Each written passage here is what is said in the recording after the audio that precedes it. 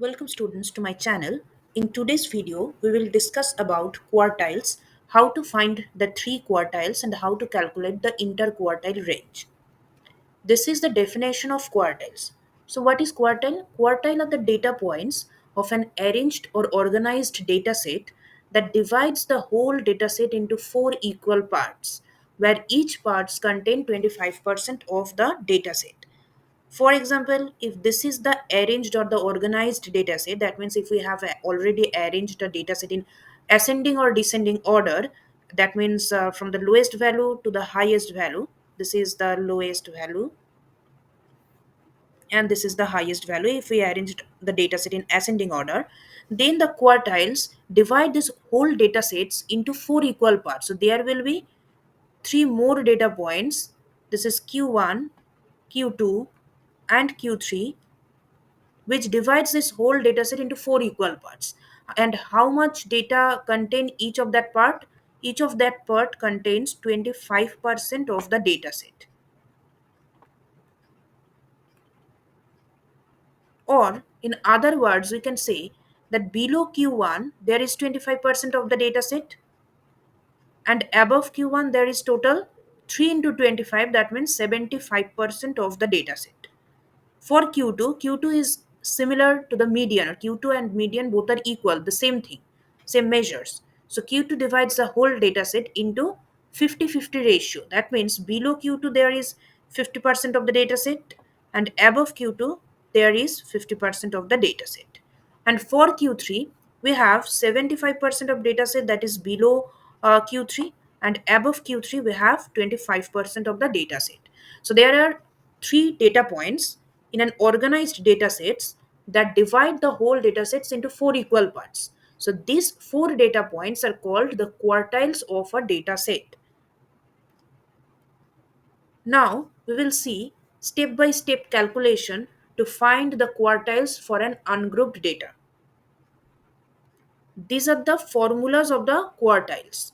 So as I already said that we have three quartiles. So the formula of Q1 is n plus 1 by 4, n plus 1 by 4th observation of the arranged data. Q2 is n plus 1 by 2th observation of the arranged data. Q3 is a 3 into n plus 1 by 4th observation of the arranged data. That means we have to find n plus 1 by 4, n plus 1 by 2, and 3 into n plus 1 by 4 to find which observation or which position of the data denotes the corresponding quartiles, where n is the total number of observations. Now this is the step by step solution of an example. Now we have this data set and the way to find the interquartile range and the quartiles of this data set. So the first step is we have to arrange the whole data set into ascending order. We can arrange the data set in descending order also, but in that case the Q3 will be the Q1, Q2 remains the same, and Q1 will be the Q3. So for the time being we will assume we will consider only the ascending order. So we have arranged the data set in ascending order. Now how many observations are there? There are total 12 observations. So the value of n is 12. Now we have to find the observation number. Here the observation number means observation at which position denotes the Q1, Q2, and Q3.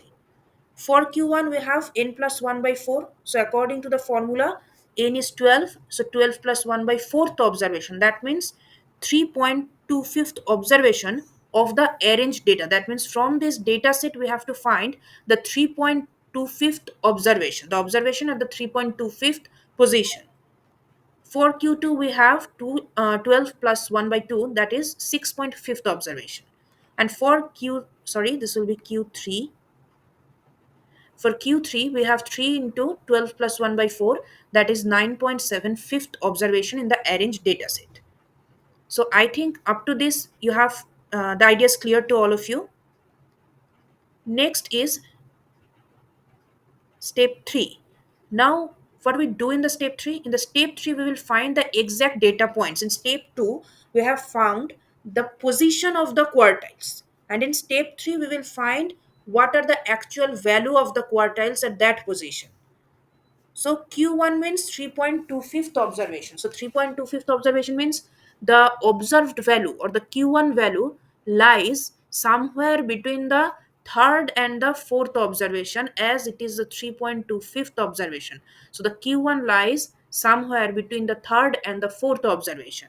Now, what is the third observation? The third observation in the arranged dataset is 15. And always keep this in your mind that while calculating the median or quartiles, we have to consider the arranged dataset.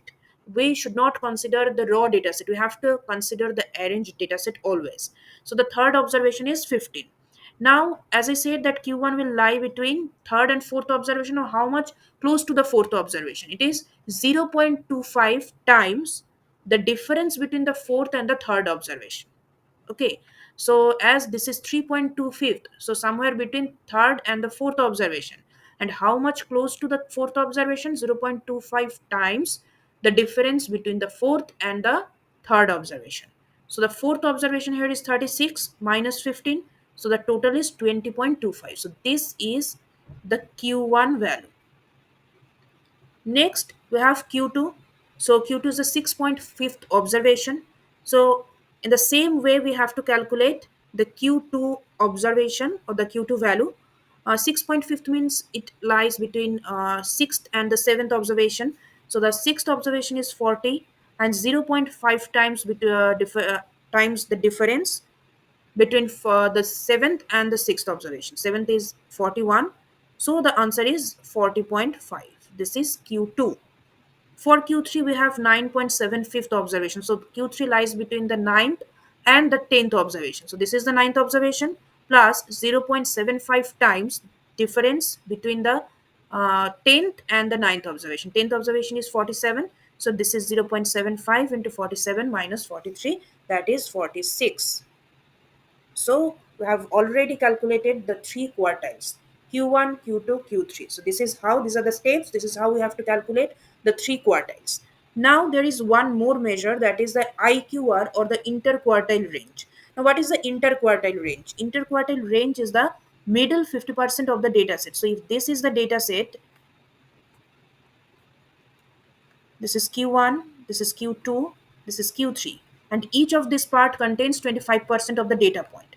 Now, IQR or the interquartile range gives us this middle 50% of the data set, the data set that contains between Q3 and Q1. That is measured by the interquartile range or the IQR. So the formula is very simple. We have already calculated the three quartiles. So the IQR is the difference between Q3 and Q1. That means 46 minus 20.25 for our data set. So 25.75 is the interquartile range. Okay, so I've explained the step by step solution or step by step examples for the quartiles and the interquartile range. I think you have the clear idea now that how to calculate quartiles and interquartile range. If you like this video, please do like, comment and subscribe my channel. Thank you. See you in the next one.